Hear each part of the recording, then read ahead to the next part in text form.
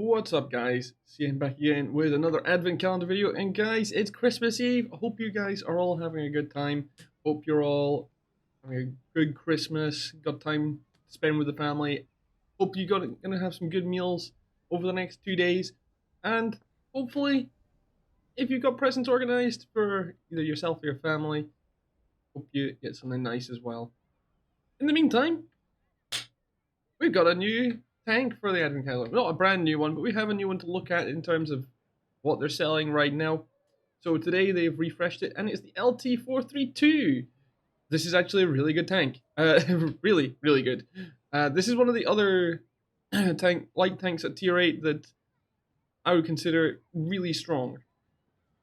So basically, as far as I'm concerned, there's the maybe unholy, trinity of three ridiculously strong light tanks at tier 8 that just are, I would say, the best at the tier.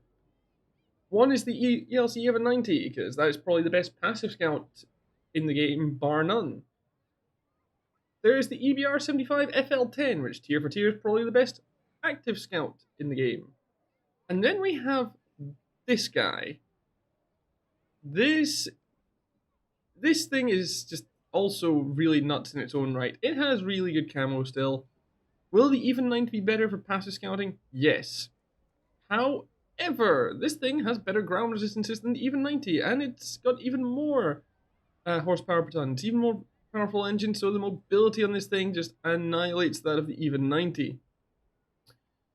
On top of that, this is probably one of the most survivable light tanks in the game. Has some of the most armor in the game for a light tank. On top of that, it has a ridiculously good gun for a light tank as well. And we'll get onto all those one by one. So let's start with that gun, in fact. It's an 85mm gun at tier 8 with 180 alpha damage, and while that's not a lot, this thing does have a really good rate of fire. You have a base DPM of 2000, well, a little over that, and you can see even before I put my crew back in, 2,500 DPM with just a standard rammer and just vents and optics. Now, why have I gone for vents over vert stabs? Well, this tank just simply does not need them. The soft stats on this gun are ridiculously good. So, yeah, you don't really need to run vert stabs with this thing at all. The gun is just that reliable. As far as the pen goes, by the way, 176 standard APCR, premium is AP with 218. Actually, personally, I kind of prefer that, weirdly. And I feel like if I'm going to be penning things at longer ranges or penning tougher armor, I would rather have something that's a bit more effective against angled armor than APCR, and that is what AP actually does. It's slightly better against angled armor than APCR, so yeah, there you go. That's actually good reason to actually have AP as premium.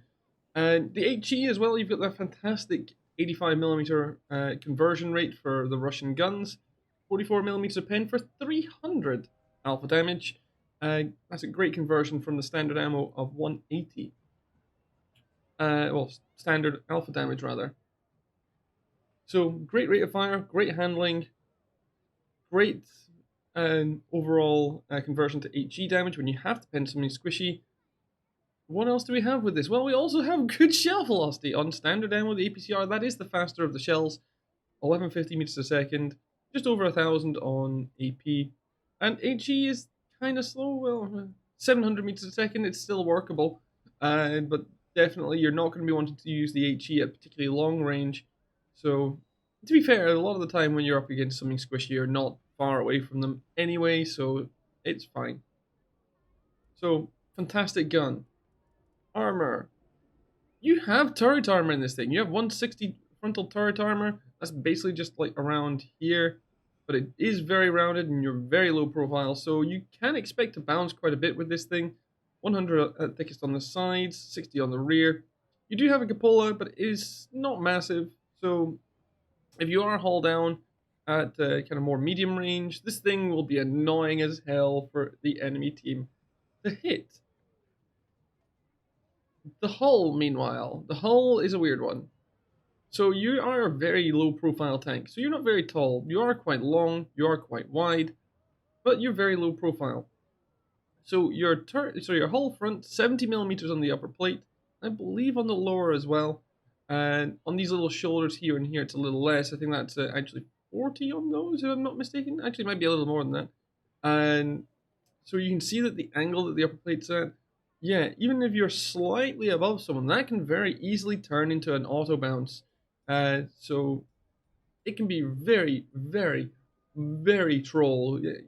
I've bounced shots off of this like when I've been playing this and when I've been fighting against it, and yeah, it's really, really troll with some pretty beefy guns as well. And there's not many things that can auto pen this upper plate either. There's, in fact, I don't think there's a single tank in the game that can auto pen this apart from artillery.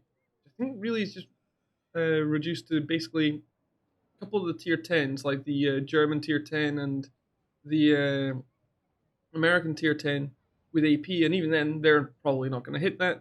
They're probably not going to hit this tank at all.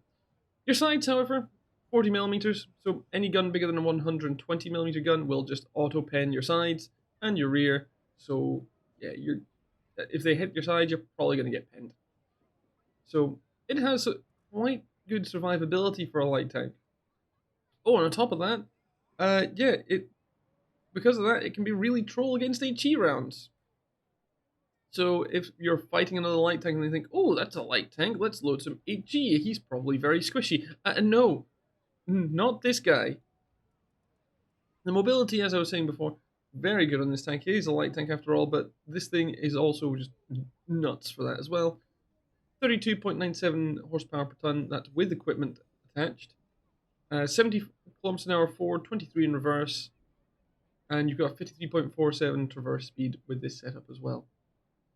Concealment is really good as well, so like if we, like your basic is around 20% camo rating when on the move or when stationary, when not basically when you're not shooting. And your base view range is not bad either. So your base view range is 380 meters, perfectly workable. You can get a decent view range out of that with your crew skills, your food, your equipment. So definitely very versatile there. Oh, and did I mention this thing also has this thing also has gun depression. It has 7 degrees of gun depression with a turret like that.